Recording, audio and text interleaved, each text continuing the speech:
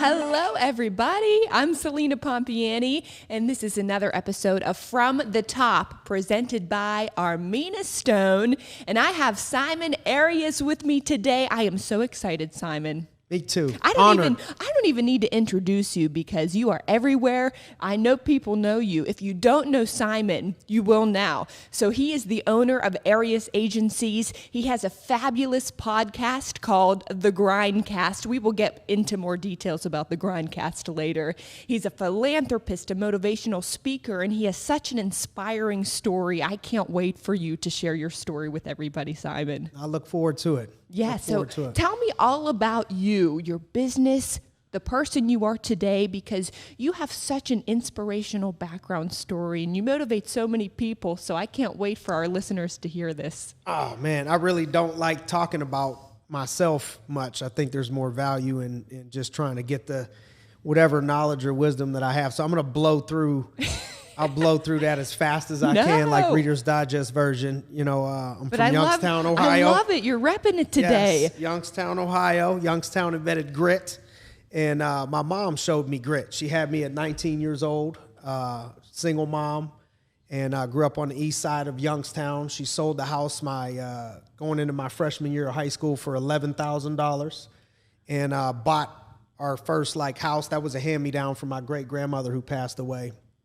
And my mom bought our home for $32,000. It was one bedroom, one bathroom. I lived in the attic. And this ain't like I'm sad about it or sob story. There's so many people that have it way worse. It's not like, poor me. This is just the real story. It explains a lot about why I'm so close with my mother and I'm a mama's boy and all of that stuff. I just was with Emory and I had the chance I'd do a trip with my mom once a year. Oh, I love it. Where'd you go? This is 5 years. We went to Sarasota. It was an accident. And then I'm like, I see what God had in store because my friends were just spoiling me rotten. I got the best Uber ever.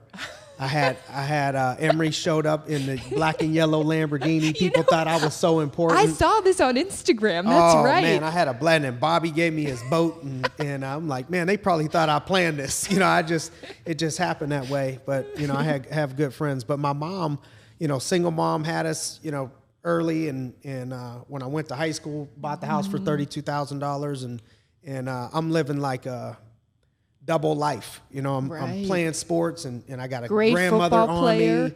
I don't know about great, but I was good. Oh no, I saw highlights. You were great. I was good. So we won a state championship and I was a captain.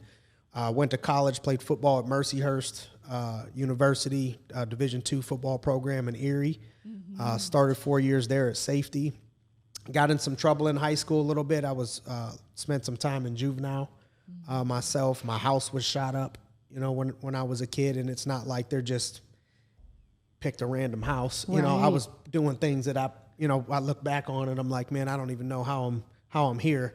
And that's how the whole thing started with Inspiring Minds of once I had the opportunity to take care of myself and know that it was going to be something long-term that would sustain in my life. When I started out in business and had some success, I just had an overwhelming feeling of like, I got to go home and do something for these kids that I know exactly what they're going through and I know I can relate, to them. And if we could just save one person. So that was like over 7 years ago, we did the Inspiring Minds thing, and been in the insurance industry for 16 years. Started right out of college. It was my first job. Started out in sales. Now we're in Pittsburgh, got 24 offices, 14 different states. Wow. And I'm happily married and been with my wife, going on 7 years married now. We've been together over a decade. Thank you. And you have beautiful children. 3. Yeah, 3 kids. Got a 5-year-old daughter, 3-year-old boy, 4-month-old boy, and my 18-year-old adopted daughter, Amaya, who graduates high school this year. And so she came with us in 8th grade. Her dad was my best friend growing up. He was murdered my freshman year of college. And so I had the opportunity to have a piece of him, by having her, Wow. with me, and That she's is really doing well. special. So that's me in a nutshell. Wow, you're amazing. You really are. I mean, the fact that you had a really tough upbringing, but you still had such a strong support system with your family and your mom. I mean, I'm sure having that in your life is really what helped you get through everything. And even sports, my dad always talks about how sports really shape you. They change your lives. You learn these lessons playing sports growing up, and you carry them throughout your whole life. Big time. And football, I'm sure you remember things still to this day. No doubt. Wow. Yeah, I think the biggest lesson I got from playing football, as you can see, I'm not physically gifted with size. I'm vertically challenged, as they say. So I was 5'7", 180 pounds, playing college football and playing, against people, 6'3", 6'4", beating people out to get on the field that were 6'2", 6'3", D1 transfers. And it happened through not being blessed with a certain special athletic gift. It was like, all right, we're going to outgrind these people. Like, the only option I have is I'm going to come earlier, I'm going to stay later, I'm going to go harder, I'm going to dive, I'm going to bleed, I'm going to do whatever it requires to get a boost, because I can't change the size, but I can change the grit of it. I love that. And when I got out of college, I went to high school that way. People thought I wouldn't play there. Went to college, nobody thought that I would play there. And then I come out and get into business, and I realized that it was all for my advantage, that all the challenges of being a small athlete was what you need in business in order to make it. Like, it's not all sunshine and rainbows. It's before you see all the, it's like the show is from the top. So sometimes people see you right now and they see, whatever looks great, and, even in your life, it's like, oh, she just must have always had it that way, just, from the top. But you really, no matter where you come from, you start from the bottom, in order to get to the top. And that's the stuff that nobody ends up seeing. And it's all that grittiness in the middle of, not quitting and outworking people, the stuff that's not sexy. Yeah. That's the stuff that really, it requires the win. I love it. One of my favorite sayings has always been when hard work beats talent, when talent doesn't work hard. Yep. I think that is such a great life motto. It's so true. And it's true to you too. Look at you. It's amazing. Yep. So I'm going to go back to after your career, your football career, college, you graduated from college, before you started your own thing, and you went off on your own with Arias agencies. Where did you first begin again? Cleveland. And you quickly rose to the top with these companies. Yep. Yeah. Within my first year, I went from, sales, killing it in sales, to running my own office in Columbus. And I opened it, from scratch with me and 3 other people, within a 1-year span. So 12 months, everything happened really quickly. But I was working 7 days a week, every single day, hear people talk about balance, like I had no balance. It was all out of balance. And I think I was lucky, because I don't know if I would be able to do that today, with my family and the other things that I got going on. But it was the perfect storm of being like, time to work I ain't hard. missing nothing. I don't have any kids. I don't have a wife or, nothing like that. What else am I going to do but get myself in trouble and spend the money? I'm going to just go to work. Yeah, you know what I mean? That's smart. Yep, At a young age. paid off. It's so smart. Well, I want to go back to, you mentioned briefly in the beginning, Inspiring Minds. I want to talk about that wonderful organization and your role in it, how you started it, because you are about giving back to others. Yeah. So tell me more about Inspiring Minds. So, when that transition happened of like, all right, I feel like, I hate to say I made it, but it's like, I feel like I'm well enough to where I owe it to somebody else, and I can handle it. It's not going to affect my lifestyle. I have to start giving even more. And so I said, all right, the first place I'm going to start is in my hometown area.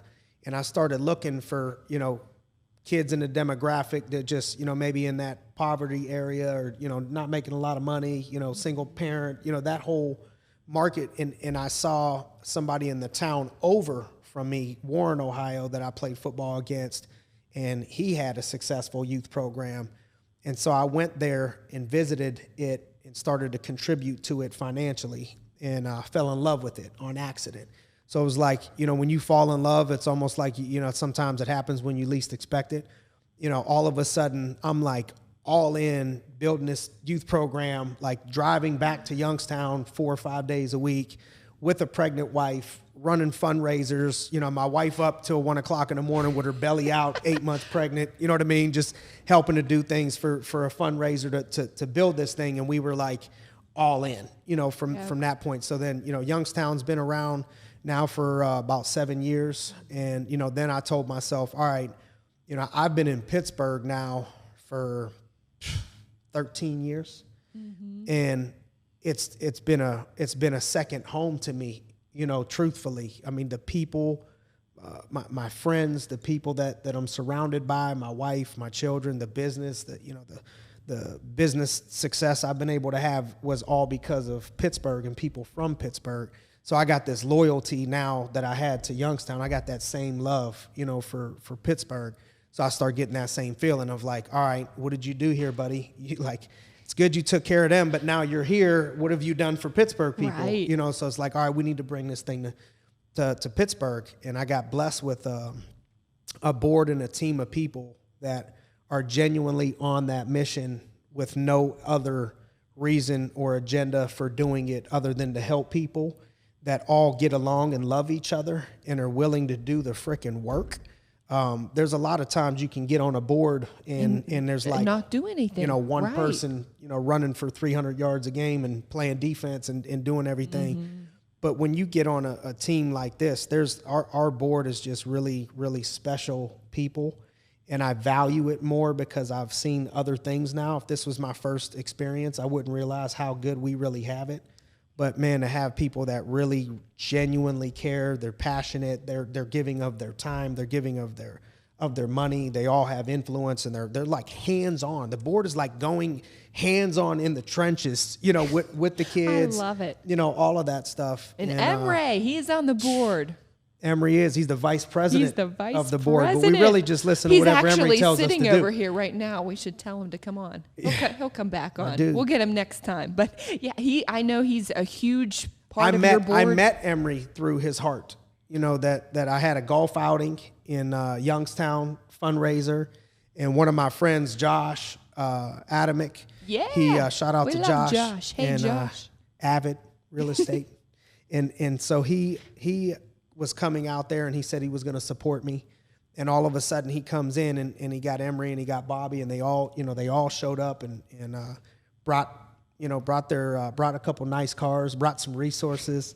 And I'm like, man, I have people that I grew up with in my own hometown that for whatever reason didn't find a way to come support, and I knew that they could. And I wasn't bitter about it, but it just made me value people coming from a whole nother city and a whole nother state that didn't even owe nothing to me to show that type of love and loyalty, because that's the way that I try to roll. You know, I'm a loyal person to the bone, you know, that if I'm with you, like if we got to go without 24, you know, if we got to go without sleep for a day, whatever, you need me there tomorrow, like I'm there. You know what I mean? Whatever quality. Loyalty. Mm-hmm. So when I see that coming back, I'm like, wow, I know we got something special. Those people end up being the people that we start the board with here in the whole program with in Pittsburgh. I love it. That's the great thing about Pittsburgh, too. I think we're a really special city and a special town because even you are not from here, but you have grown to, it's almost, I'm sure it feels like your hometown now. You've been here for so many years, and it's a tight-knit community. There's good people in Pittsburgh, and you see it firsthand. It's a bigger Youngstown. It is. It is. There's still old school values here. And that's why I say I got lucky, because when I built the business, Arias Agencies, we're all over the place now. We're even working on getting into another country right now. And the business was born with Pittsburgh people. And when you look at like, all right, their grandparents, their parents, they're all like come from this blue collar background. If you look a couple levels up of like their people that how they got to Pittsburgh, and their grandparents, they got them old school values and loyalty and very similar to Youngstown. So it was like a natural fit, you know, for me. And big sports town. You know, I love that about the area, even though I am I was just a Cleveland Browns fan. I am a Cleveland Browns we fan know because of the that. loyalty. It's a weird relationship. You know, and my wife is a Steelers fan. I'll accept that. You have half and half. How about the kids? What are the kids? They're split. They're split. They're split. Yeah, my wife doesn't. She's not not admitting it. You know, she's watching it happen right before her eyes. Every once in a while, my daughter will root. You know what I mean, with me, and but we'll see. That's going to be interesting. We'll I got let a you feeling slide I'm going because to you're lose loyal. that battle. Yeah, you are. I think so. Yeah. Wow, speaking of your beautiful family, I love your entire family. Your wife is fantastic. Your kids are gorgeous. They look just like the two of you. Beautiful family. I absolutely love Sienna. Your daughter, Sienna, she is a star on Instagram, and we should have brought her here today. We're going to bring her back here. Tell me about her. She's amazing. She's a little ball of energy. She has likes a ton to of entertain. followers. She likes to entertain. She does like flips and cartwheels and no-handed this and back springs all through the house. She has such a great on-camera presence. I mean, at a young age, how old is she? She's 5. So she started, I feel like that came from those pageants. She started doing the pageants, and she's, made it to nationals. Last year, she was top 5 in the nation for I can't wait until she's Miss Universe. Me too. Wow. Me too. At first, I was like anti, though. I was anti. You were? I'm like, man, what are we doing? Spending all this time, she's going on this stage. Like, I don't want her to think her beauty has to be in, presenting herself on stage in order to find value in herself. I mean, I had all these concerns about this. And as I went through it for a couple of years and I watched her confidence to like walk in front of 1,000 people, we did a fashion show in New York City during Fashion Week. It was like I had to break into place. I had to sneak into place. There was like, I'm the dad. Like, right. This ain't going down. I went through the basement, and if anybody's listening from there, it's too late now. I slid in the back door, and I had to. It was sold out. I mean, it was like huge. And I got to watch. And I snuck second row, and I got to watch her. I'm like all the VIP people and stuff, just faking it till you make it. That's all you gotta do. Praying that nobody catches me, And she comes walking out in front of all these people and lights going and all this stuff, and I'm like, this is really amazing. Like I would have been nervous, and so now I'm watching. What I do like about it is the sense of confidence that it's built in her. And the ability to communicate, with people. Even I always look at these pageants. I just watched Miss Universe. I love it. A lot of my friends have competed, and I think it's so great at a young age that she's involved with it because they teach you how to become a good communicator, a good speaker on stage. I mean, what you learn in pageants, it could carry you into so many different directions. It's amazing, and I already see that in her. So I had to bring her up. You got to follow her. Instagram. She's Insta famous. Princess Sienna Capri. I love it. Princess Sienna Capri. Go follow her on Instagram. Wow. I'm so happy to have you on our podcast, but I want to know all about your podcast because you've been doing it for a long time. The G.R.I.N.D cast. Tell me about the G.R.I.N.D. Yeah, the G.R.I.N.D cast. So, it's just we either are giving business tips and advice, motivation, or we're interviewing people that we know will add value to people, either people that have had extreme success in business, extreme success in mixed martial arts, professionals, because it's all the same mindset. In order to make it to that level, it's the same type of stuff it requires to make it at any level to do anything great.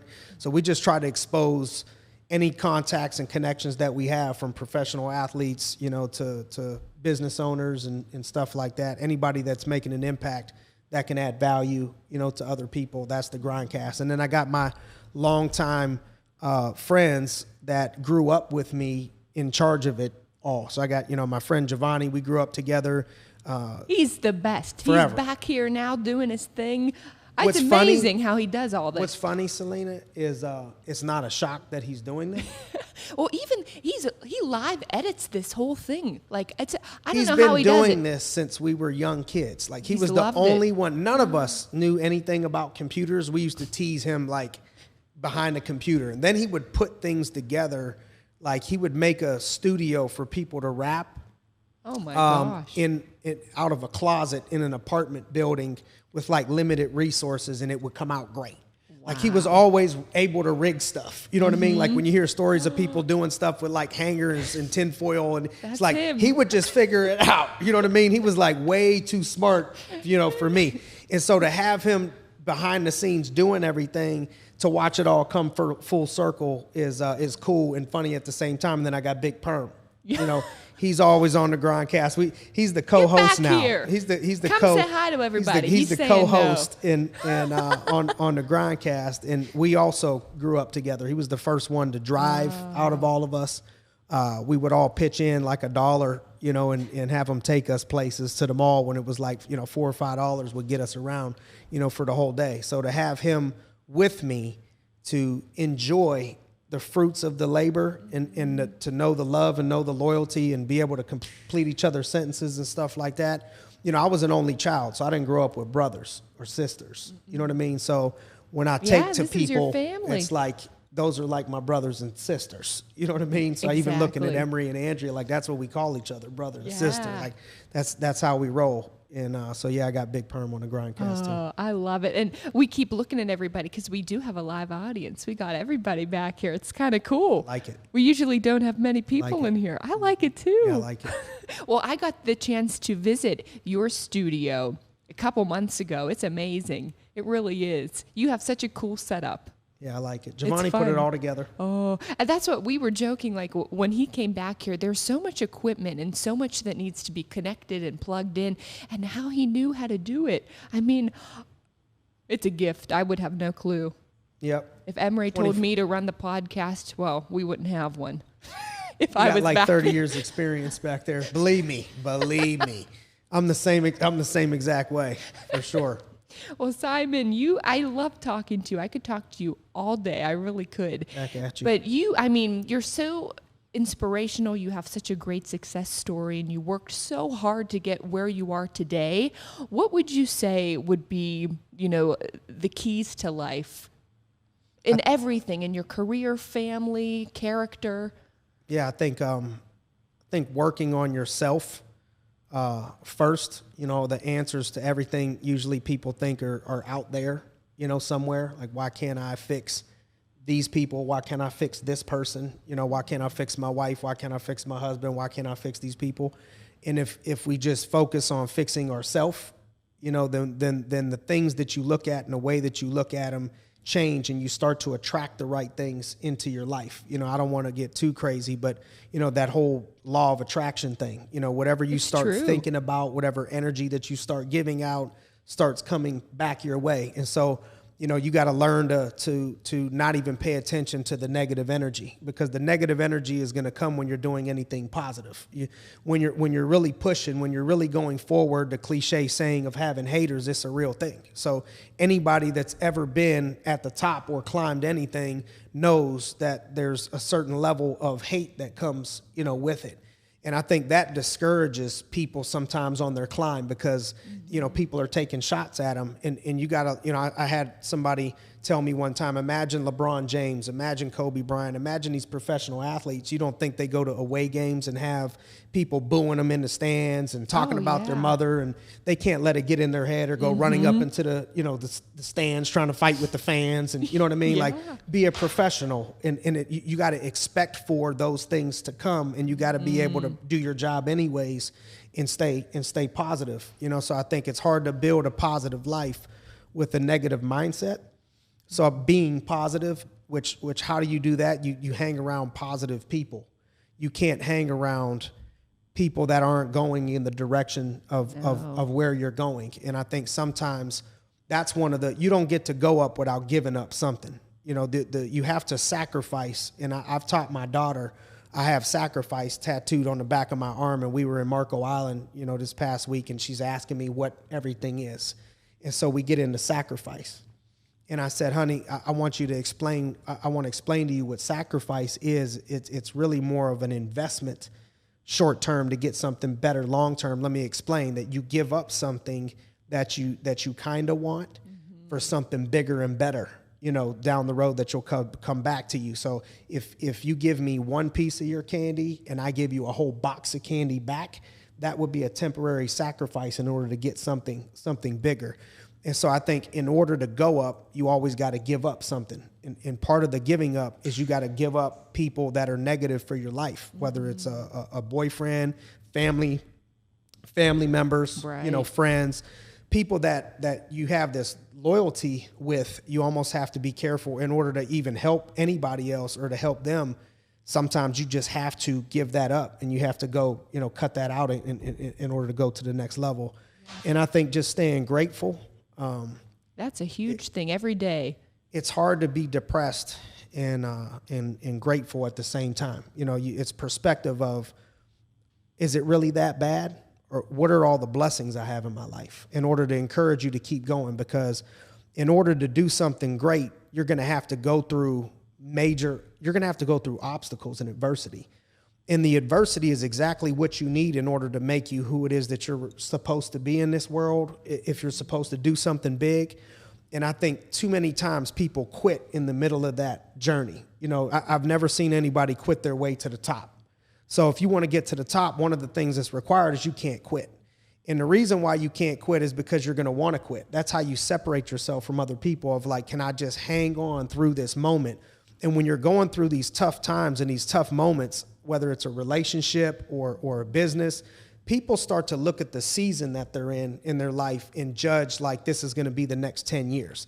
You're just in a bad season. You know what I mean? There's summer, but there's also winter here in Pittsburgh. And it's not like we think we're stuck for 12 months, with snow. It's like, no, this is winter. Yeah. Summer's coming. You know what I mean? And climate change looks like a real thing. So we start getting a little bit longer summer into like December. So we know when we go through some crappy weather that it's not going to be forever. And so I think people need to understand, whether you look at somebody that built a successful marriage long-term or somebody that built a successful business long-term, the two things those people and things have in common is they could tell you about tough times, and the difference between them winning and losing was they just didn't give up. They found a way to get through that moment, through that season. And so I think that's a requirement that people need to have in order to be successful, is you got to be encouraged through those tough times that it's not going to last. It's that whole, tough times don't last, tough people do. Yeah, that's the stuff. Everything. I can't wait to rewatch this back and just listen to you again, because you really, what a great motivational speaker you are. Even I'm listening to some of your tips, and I'm like, when I'm feeling down or having, not such a positive day, that's all you need to do. Really, and wake up and be grateful. I'm honored to be on here with you. You're the best. I remember when it was all a dream. I remember when Emery was telling me how bad he would just wanted you to be able to be the person, whatever that like the face of the deal. I'm driving down the street. I'm like, there she is up there. There she is over there. She's everywhere. You, my friend, are everywhere.